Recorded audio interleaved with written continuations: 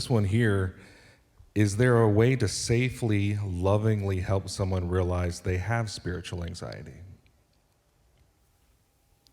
Yes. I'd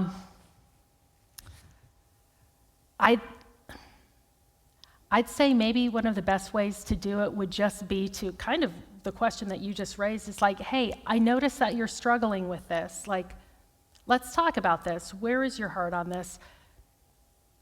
If you have a doubt, normalizing doubt, like you said, often we treat doubt as if it's this catastrophic thing that is contagious, and that like if somebody goes into doubt, like that is just like if they have doubts, that's it, it's over.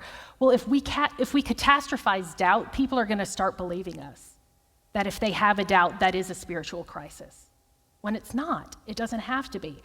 So I'd say the most important thing is opening up that dialogue and just saying, hey, this seems like it seems like this issue or whatever it is something you're struggling with. Can you talk to me a little bit about that? Can you tell me how you are feeling?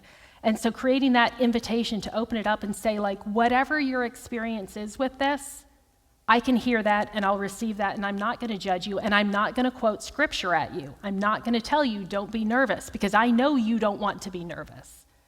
So me telling you that is not helping. What I'm going to do is I'm going to invite you to tell me what makes you nervous. And then, okay, you know what? That's real. Just seeing someone and recognizing that lived experience rather than just automatically shutting it down or invalidating it can make them feel seen and safe, and then realize, okay, I talked through this. And I think one of the earlier speakers was saying, when you put something to words, right, it's that Rumpelstiltskin effect. Once you can name it, it's not rattling its chains, in the closet in your brain. Like, they've put it into words, they've named it, they've been able to talk about it. So, okay, you know what, like when it's this nebulous fear, that's one thing, but if you've given it a name, you can be like, oh, okay, it's anxiety, or it's shame, or it's what. I know what to do with that. I don't know what to do with this nebulous thing, but I do know what to do about shame. And so that can be a big thing, is just say, hey, let's put it into words. Let's talk about this. And then simply the act of naming it can then help you say, okay, so how do we move forward from this? And I feel like that's a woefully incomplete answer, but off the top of my head, that's the first thing that I should have gone to my second thought.